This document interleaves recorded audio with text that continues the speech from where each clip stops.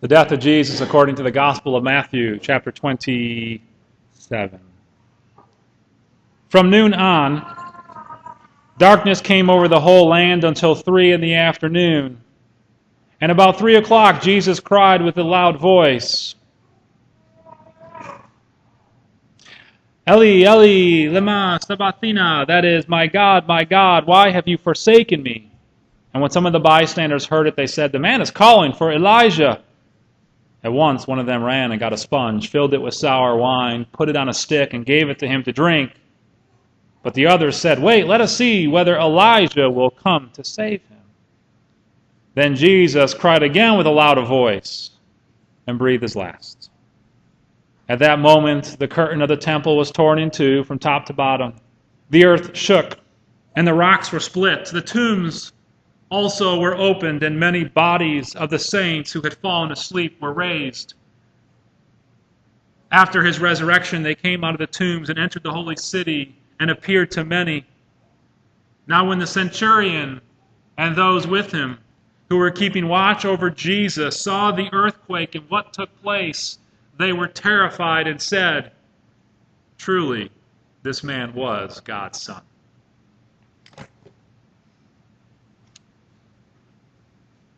Routine, right? Routine is what we do on most every day, most every week, most every month. Routine. We follow a routine. It grounds us. Routine grounds us. I know it grounds me. I set my coffee maker. I get up about the same amount of time. I get my coffee. I say goodbye to the wife. I get on the couch. I watch some news. I wake up the kids. I cook a pancake. Routine. It sets the day off right and straight. And you might have a routine for the rest of the day, and you have a routine maybe for Saturday that's different than Monday through Friday, and then maybe for Sunday that's different than the other days of the week. But routine helps ground you and your life. We like special days. We like holidays, whether they're birthdays or Christmas or even vacation. We like them, but if you're like me, at the end of those days, you're kind of glad to get back to routine sometimes. It's like, I know what's coming next. I know what I'm doing tomorrow. I know what I'm doing the next day. It's nice to get back to everyday life. Now we know in the midst of routine, whether it's laundry or cooking or cleaning or work or sports or gardening, we know in the midst of routine that all of it's holy, that every day is special, but we don't often remember that every day is special. I mean, we know it if asked, was today a holy day? Well, yeah, I guess. What'd you do today? Well, nothing that felt terribly holy. We know that it's holy, but we don't often remember and act like the day is holy. Now, there's a book, The Pilgrim at Tinker Creek. I highly recommend it. It's a fantastic book written by Annie Dillard a number of years ago. As a young woman, Annie Dillard, who is an excellent writer, spent a period of time being a pilgrim at a creek. And she just went and sat and she watched. She just went and sat and watched. And the holiness that was around her amidst creation and nature just led her into this wonderful place of awareness. Now you might think, after reading this book, Tinker Creek is somewhere up in the high Colorado mountains, surrounded by no one but a small little cabin. But in fact, it's a little good-for-nothing creek in suburban America. It's a lot like the creek in Andersonville that I didn't even know was there for the first 10 years of my time with Emily. There's the junkyard. It's a gentleman and a family whose business is to take old machines and to fix them up. But in the process of doing this for 30 years, has filled a lot the size of this church lot with junk. It's cram-packed with junk. It's full of amazing junk. I would love to just walk through there at all the junk. It's amazing. And right next to his lot, this junkyard, is a little house, an unremarkable house, and you have to kind of look, but there's a creek that runs right between the junkyard and the little house. That's what Tinker Creek is like. Ms. Dillard's premise is this. Just walk out your back door, and you will be immersed in holiness if you are but paying attention. But honestly, who has the time to pay attention? Or who has the energy of intensity that is required to be that aware? I don't. And I don't expect most of us do. We need something amazing to remind us that indeed these are holy days, like a birth, which happens to change routine, doesn't it? But you hold a new baby and you're like, oh my gosh, this is not a day like any other day. This reminds me that there is something amazing about this life that I have taken for granted for so many days and weeks before. We need to be shaken, don't we? Out of our stupor, out of our routines, to be reminded that, whoa, we stand every moment on holy ground. We live every moment in a holy place. But we don't like to be shaken awake like we were 15 years ago on 9/11. And we might wonder when we truly are shaken, when the ground truly does rumble, when what we knew before turns out to not be what we will know from now on. When we truly are, the foundations of who we are and what we take for granted is truly shaken, we might wonder, is this a holy day or a black hole day? A day that the Lord has made, or a day that the Lord has turned his face? It sounds like an odd concept, a day that the Lord has turned his face, but it's a very biblical notion. It's testified again and again in the life of faith. Those who are faithful are going to have moments. Maybe days, maybe weeks, maybe months. Have you had one? Where you don't know where God is. It is testified best in the Psalms. Let's start with 10. Why, Lord, do you stand far off? Why, Lord, do you stand far off? Why do you hide your face in times of trouble? And then we have Psalm 22, or Psalm 13. How long, Lord, will you forget me forever? How long will you hide your face from me? And then the psalm we had today, Psalm 22. My God, why have you forsaken me? Why are you so far from saving me, so far from the cries of my anguish? My God, I cry out by day, but you do not answer, by night, but I find no rest. These are the words, my God, why have you forsaken me, that Jesus shares from the cross, words of despair, of anguish, of grief. And Matthew's imagery indeed portrays a scene at which God has disappeared. The sky grows dark. The temple curtain, which is the barrier between the throne and the resting place, the dwelling place of God, and the earth is torn in two. God has left the building. The earth, indeed, it shakes. And the tombs, they open. Where has God gone? Today that shakes the very foundations of creation. It's a day that everything before isn't a match for everything that's going to become now. It is actually a day that changed everything. But it's not just a horrible day. Many of you wear crosses as jewelry. It's an amazing thing to wear a cross as a piece of jewelry. It's an incredible thing to wear a symbol of torture as a symbol of celebration. There is a great mystery in faith and in life that says these darkest places, these darkest things are also places of incredible what? But people want whatever this is. They want whatever it is that we come into contact with when we come to those places where we wonder if God has left us alone.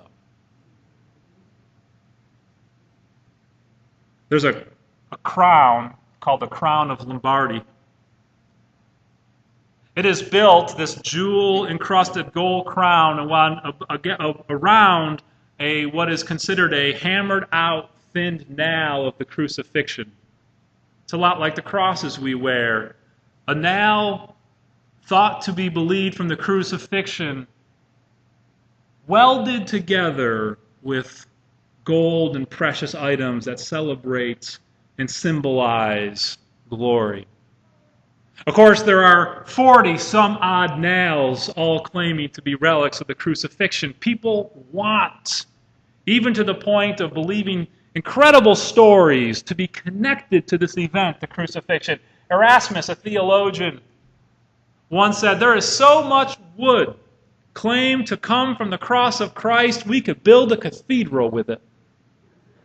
We want to be connected to these places. Helena, who is the mother of Emperor Constantine, 300 years after Jesus, went to the Holy Lands on pilgrimage to find the places, the sites of Jesus' teaching and his death. And she found the place that was believed to be Golgotha, the skull-capped mountain, Calvary, where he died, and a short ways away, the tomb that maybe he was laid. And she built there a church. And you can go there today on pilgrimage, and you can be close to the worst event of humankind, the death of God's Son. And feel what when you get there? Holiness. How does that happen? We have lots of memorials in our own country, and most of our memorials, quite frankly, are places that horror happened. Native tribes are in the news right now in protest against a pipeline. But there's other places, lots of places where natives received ill treatment. One of those places is Wounded Knee. Wounded Knee, in 1890, 146 Indians were said to be killed. 84 men, 44 women, 18 children, gunned down in an early morning massacre, buried in a mass grave. It's now a memorial. You can go there and feel at this horrible place holiness. You can go to the Trail of Tears National Park, another place that commemorates a horrible event, the mass transfer of thousands of Cherokee natives, I believe over a third of which died along the trek. And feel what? Holiness.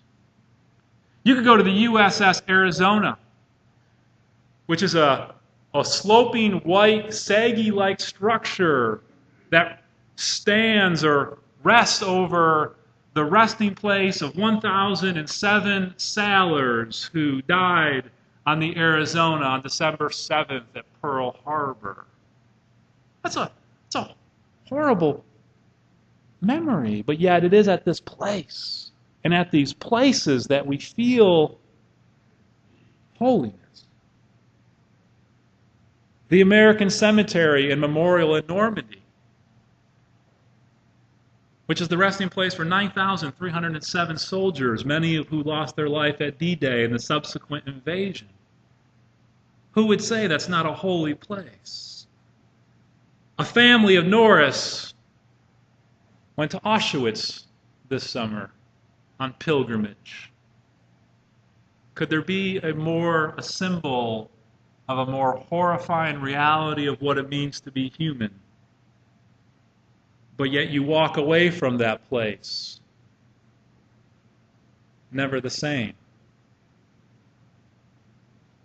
In an interview with the owner of the field that is now the Flight 93 Memorial, where 40 passengers on 9/11 thwarted further attacks on D.C., he said it was just a field. It was just a wooded lot one day. And then the next, it's transformed into something else. Their website says, a common field one day, a field of honor the next. Transformed. And the people who go there are transformed. An interview with the mother and father of one of the murdered victims of that flight says, we come here because we feel connected. The place of loss becomes, we feel connected, the place of connection. That's a mystery. I will not try to unravel it with any words or thoughts I have. It's a mystery. The place of loss becomes the place of connection. There's a great movie you should see. It's The Way. It stars Martin Sheen. Martin Sheen is a successful doctor, a very American, successful, good guy, and whose son is a disappointment to him. He drops out of college and he goes on a spiritual pilgrimage in Italy, and there he dies. And Martin goes there to collect his son's remains, but feels compelled for some strange reason to finish the pilgrimage that his son began. And so begins his journey with 3 other lost souls to discovering not only the beauty of his child, but the beauty of himself, which he had forgotten. He had been living a half life. He had forgotten the holiness of it all, the wonder of it all, the mystery of it all. Maybe this is what happens at football games. We need these special events, right, to wake us up and remind us that, hey, this is a special life we live. We had a very special football game yesterday, and I'm glad that one of the teams won. Fans and athletes, I think, have made a bargain. The athletes promise to take the fans to a special place. Strike a bargain with us, says the unwritten contract. Be amazed by us. Idolize us. Worship us and put us on pedestals. And we will carry you on our backs. You who do nothing other than idolize us, we will carry you for a brief and short period of time. We will take you to a special place called victory, where all others who have struck this bargain, you will be connected to something that makes you feel more alive. Isn't that what happens? Something that makes you, for a short period of time, forget that the routine, the everyday, it will be imbued with special power. You will float if you let us carry you there. Maybe this is what Paul meant about the cross in Romans chapter 5. Therefore, since we have been made right in God's sight by faith, we have peace with God because of what Jesus Christ our Lord has done for us. We did not do it, He did it for us. Because of our faith, Christ has brought us into this place of undeserved privilege where we now stand. Christ has brought us into this place of undeserved privilege where we stand. I have not been to the 9/11 memorial. I expect that will happen someday. I hope it will. And I guarantee you, no matter how bad a day I'm having, no matter if my wife and I fought that day or my kids are killing me, no matter if we're out of money and the drive was horrible and the hotel gave us bed bugs, no matter how bad a day, I guarantee you all of that will fade away and disappear. Do you doubt it? In that space, as I connect with the lives of the lost, it will be like having my own near-death experience. Is this what happens? Made possible through their death.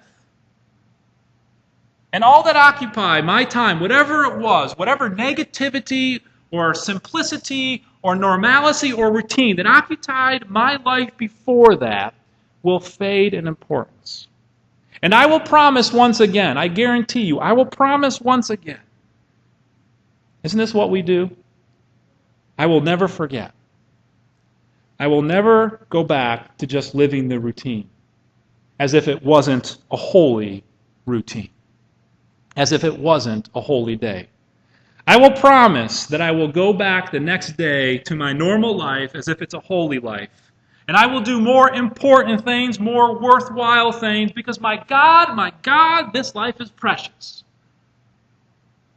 My God, what have you given us? It is amazing. My God, thank you for your presence. My God, thank you for eternal life.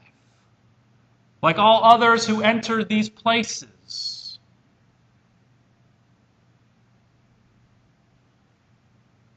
we feel connected to God again. Because of what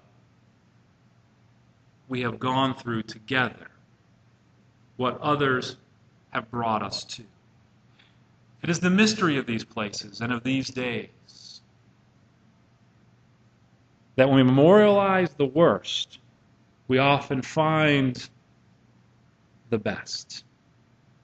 There was a soldier at the crucifixion, a Roman soldier, just doing his job. Can you imagine? He was just doing his job, living out the routine. He was told to get up. He was told to grab his armor. He was told to grab his pike. He was told to crucify him. It was just another day, another Jew, another death.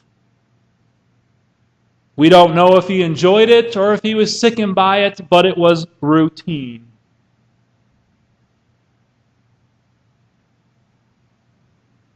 But in that horrible act of God's Son's murder, he was brought into a holy place. Because in these places, more than horror happens. Glory also shines. A light that shines in the darkness, and the darkness has not overcome it. The Gospel of John testifies. Light shines, God shines, and this soldier who before had been living a routine day, on that dark day when the sun was covered and the earth literally shook, the darkest day of all humankind. So we testify in faith. He was brought closer to God. Connected to God through Jesus' death, he found new life. Truly, this man, he said, was the Son of God. The first to confess, our confession of faith. This day, 9/11, is a day of grief, but it's also a day of connection.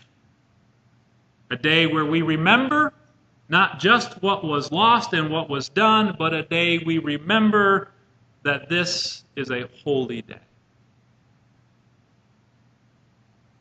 A day we do not just feel, God, where did you go? A day also that we testify, God, you are here. It is a day that often defies words. A day we fill instead with our prayers and our good intentions and our open hearts to God's will for us in our lives. So that each and every one of our days, when we look back, we can say, I tried to live it in a holy way. Listen to the word of God to you this morning.